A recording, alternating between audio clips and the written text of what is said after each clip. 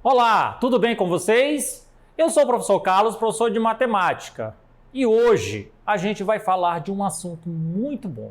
Nós vamos falar de números e operações.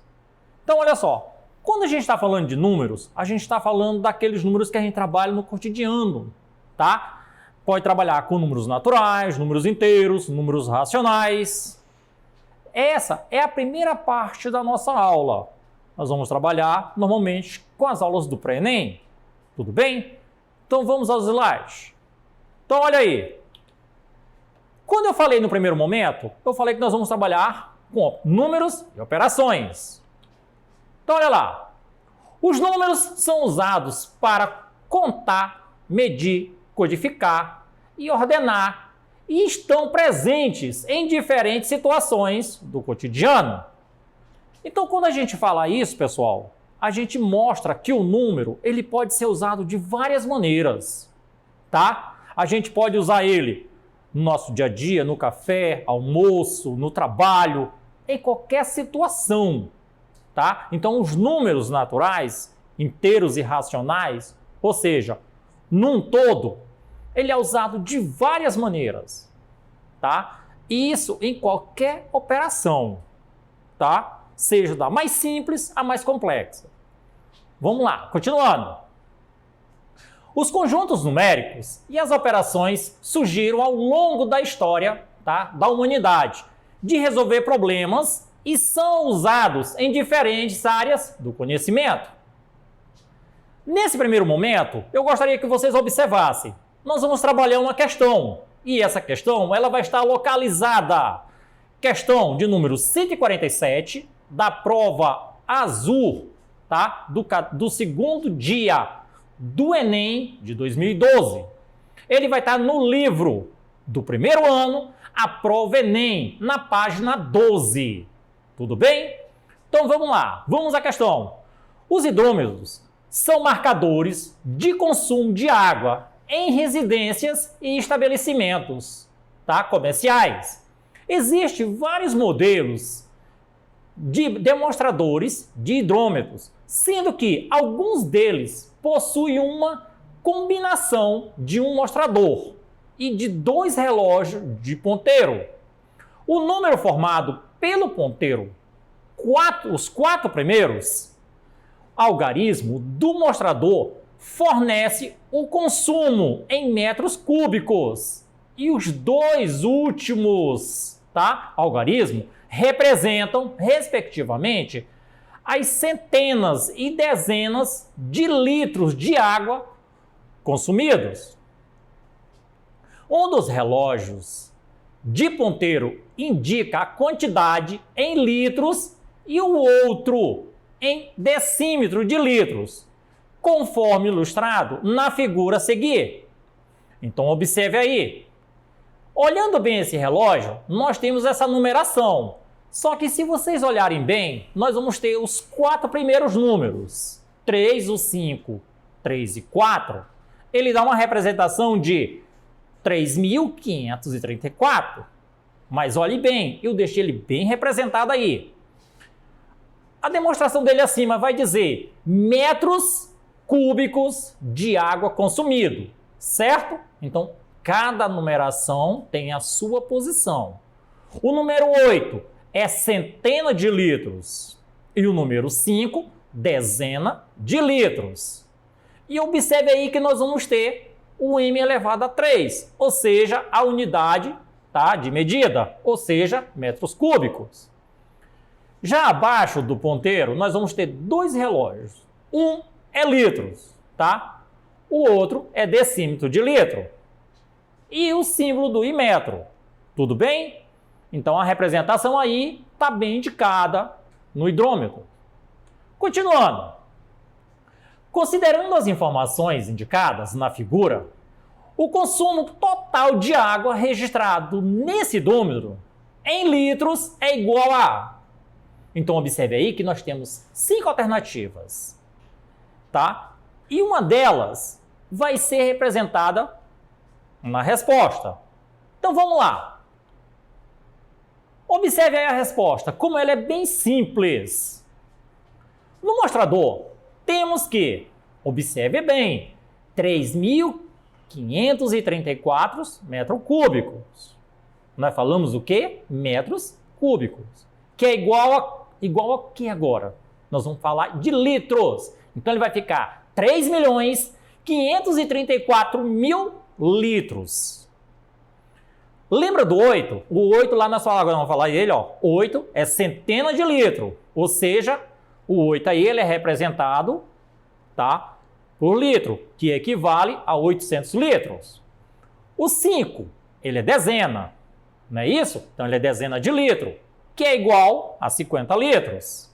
Nos ponteiros, nós temos 9 litros e 3,5 decímetro de litros, ou seja, é igual a 3,35 litros. Portanto, o total de água indicado no hidrômetro em litros é...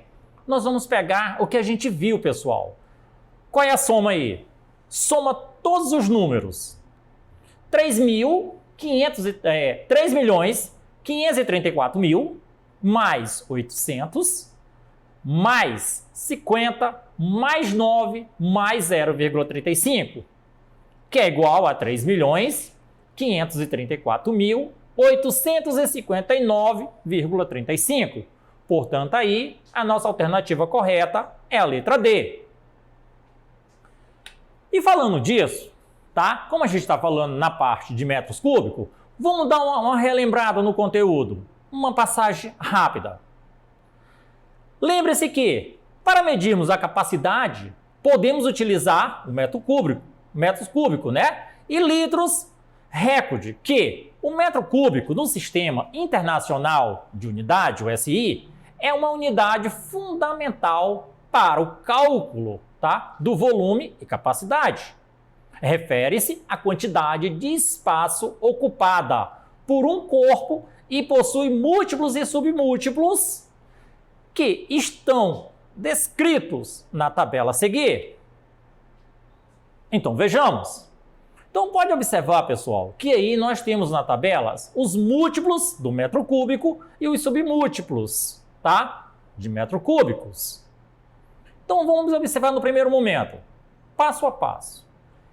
Quilômetros, tá, em metro cúbicos. Aí está só a representação. km elevado ao cubo. E quando a gente vai falar em metros cúbicos, a gente vai saber lá embaixo, olha, a parte de baixo, a unidade fundamental. M ao cubo ou 1 ao cubo. Tudo bem? Lá no hectômetro, a mesma coisa. Então, a representação lá, ele vai falar, olha, cada numeração é elevado a metros cúbicos. Já no fundamental, nos submúltiplos, é no mesmo sentido, tá? Então, sempre ele vai numa multiplicação, até chegar os milímetros. O litro no Sistema Internacional de Unidade, o SI, não é uma unidade oficial para medir volume e capacidade, mas, mesmo assim, é bastante usado em referência ao volume interno. Os múltiplos e submúltiplos do litro estão representados nessa próxima tabela que a gente vai ver agora. Então, observem bem. A primeira tabela, a gente viu uma coisa. Agora nós vamos falar de quililitros, tá? Quilolitros, chamado hectolitros, decalitro, litros, tá? Decilitro, centilitro, mililitro. Como a gente muito conhece esse sistema, a gente usa muito, mas o mais conhecido entre ele é o litro, que é o que todo mundo vê no dia a dia. Tudo bem? Então, olha aí. Com um metro cúbico, tá, conseguimos mensurar as estruturas sólidas. Com o litro, medimos o que é líquido. Perdão, no caso aí, nas partes sólidas, com o litro, nós medimos o que é líquido com o litro em metro, tá? Então, nessa primeira parte, a gente vai ver as medidas. Trabalhar com litro e metros. A gente pode fazer uma transformação. Tudo bem? Vou fazer exemplos, tá? Para que fiquem bem fácil de ser visto por vocês. Tá? Vamos lá. Então, observe aí. Na parte... Então, olha só, pessoal. Como vocês estão vendo, deixei em negrito ali. 1 litro equivale a 1 decilitro. Tudo bem? Portanto, aí, em 1 decilitro, cabe 1 litro de água, ou vice-versa. Tá? Para compreender melhor a relação estabelecida, vamos resolver alguns exemplos simples. Então, olha aí. Um exemplo 1. A vazão de uma torneira para encher uma jarra foi de 0,001 metros cúbicos. Para quantos litros de água essa jarra possui? Fácil. Devemos transformar a vazão de 0,001 metros cúbicos para decímetro. Então aí nós vamos pegar um pelo outro e multiplicar. 0,001 vezes 1000, tá? Que aí nós temos a multiplicação e o que nós estamos querendo.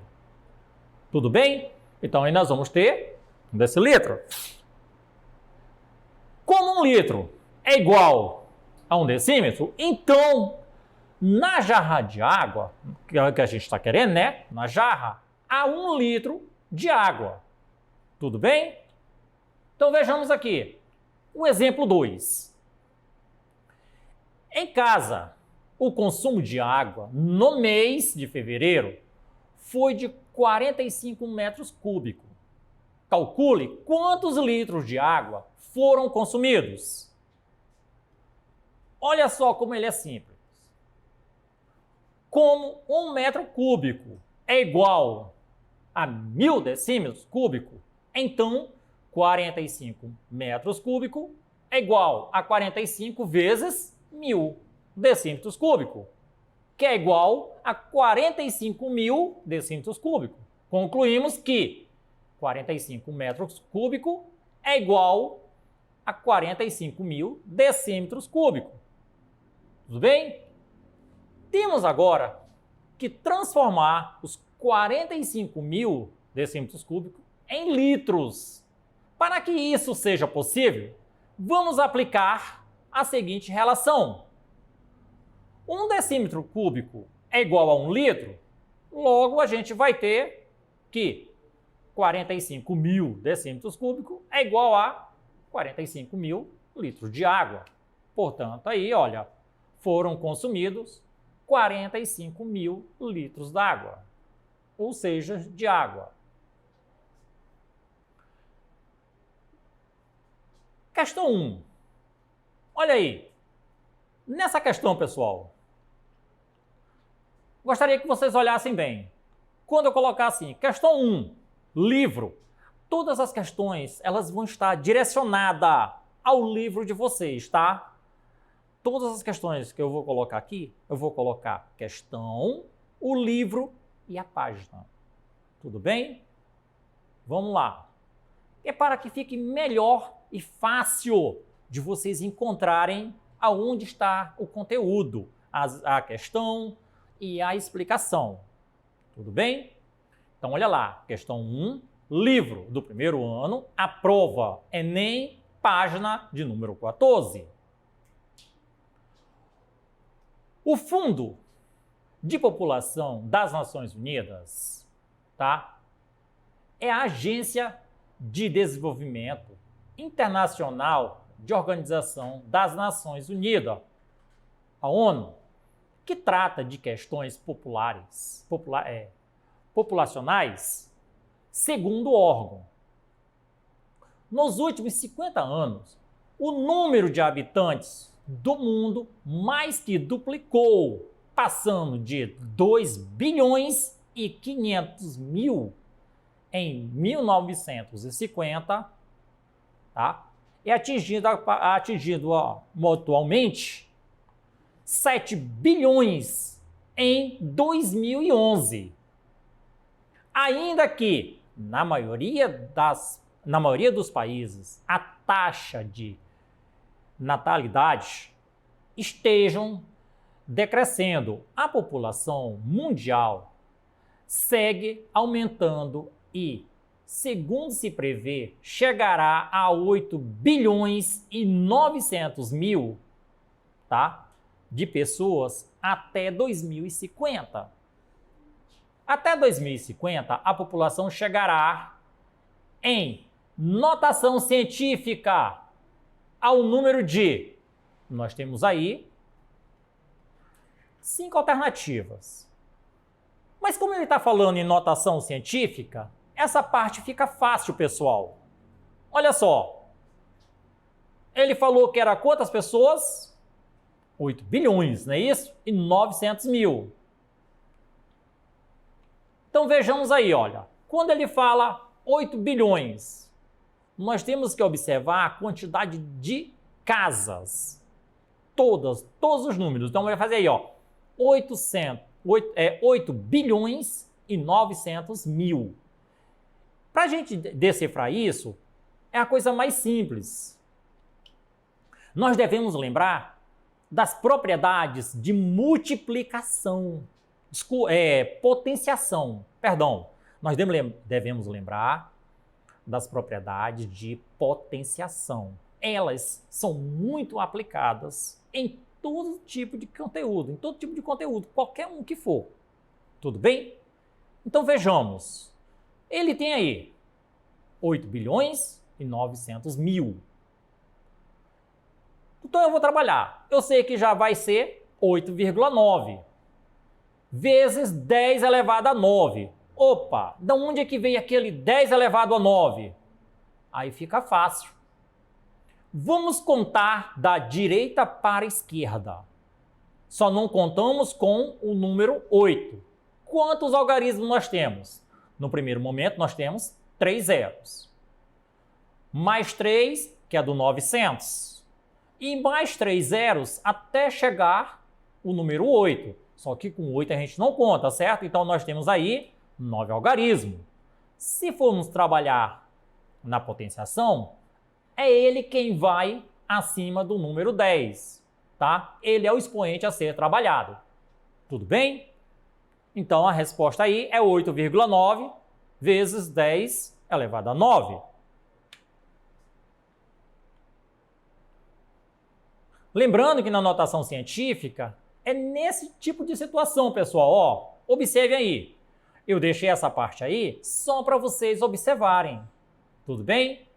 Então observe aqui que nesse exemplo abaixo eu deixei ele bem separado, ó. 0,0003, que é igual a 3 vezes 10 elevado a menos 4.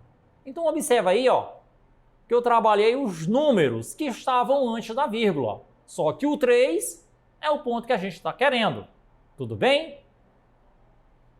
A mesma coisa vai valer para o de baixo. E uma observação, o número acima do 10, ele só vai aparecer negativo quando ele for trabalhado com vírgula. Quando ele não vem com essa vírgula, ou seja, igual ao de baixo, ele vai ser trabalhado com o expoente positivo. Tudo bem? Então, olha aí. Nessa questão aí, olha, nós temos aí a questão 8 do livro, primeiro ano, a prova Enem, página 16. Nós temos essa questão aí. Essa questão, ela está trabalhando o código de barra. E quando ele aparece e quando ele some. Tudo bem?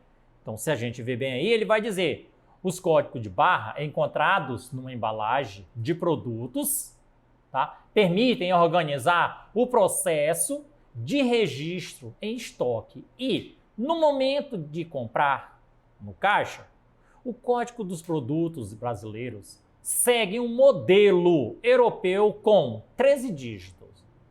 Vejam a imagem ao lado. Tem aí que vocês estão vendo, esse código de barra. Os 3 primeiros dígitos indicam o país de origem.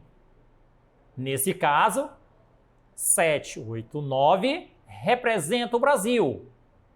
Os 5 dígitos a seguir referem-se, tá, à empresa. Observe aí, ó, a empresa fabricante. Os outros 4 dígitos ao produto e o último é o dígito verificador. O cálculo para encontrar o dígito verificado, considerado os 12 primeiros dígitos, e o seguinte, adicionar os 6 dígitos que ocupam as posições ímpares e multiplique por 1. Nesse exemplo, nós temos aí, ó, 7, 9, 9, 9, 1, mais, ó, 7 mais 9, mais 9, mais 9, mais 1, mais 3, vezes 1, que é igual a 38. Adicione os 6 dígitos que ocupam as posições pares e multiplique por 3.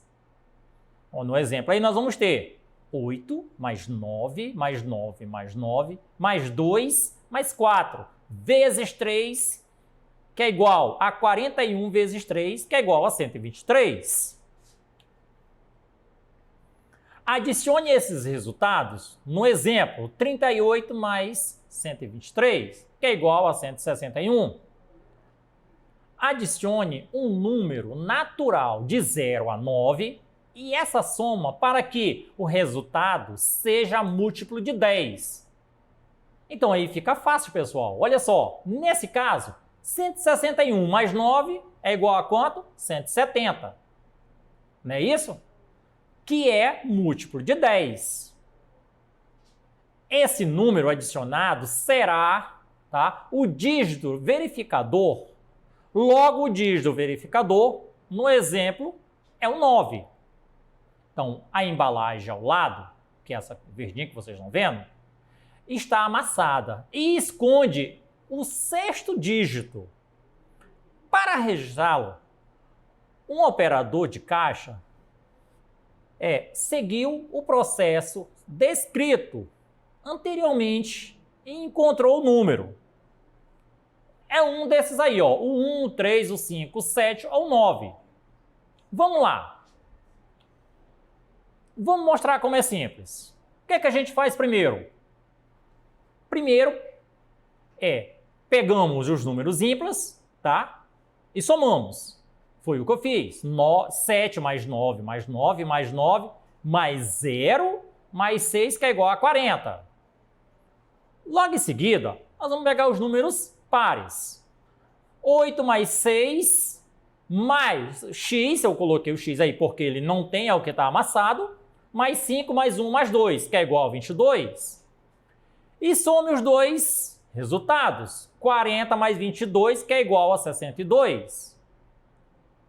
Adicione um número natural de 0 a 9 para que a soma seja o resultado do múltiplo de 10. Ou seja, 62 mais 8 é igual a 70. E 70 é o múltiplo de 10. Ou seja, é igual a 7. Portanto, aí nós temos a alternativa C. Pessoal, essa foi a nossa aula de hoje. Para rever essa aula, acesse a nossa plataforma, que vocês vão ter todas as aulas, tá? Conforme vocês queiram assistir novamente e entender melhor ainda. Tudo bem? Até a próxima aula.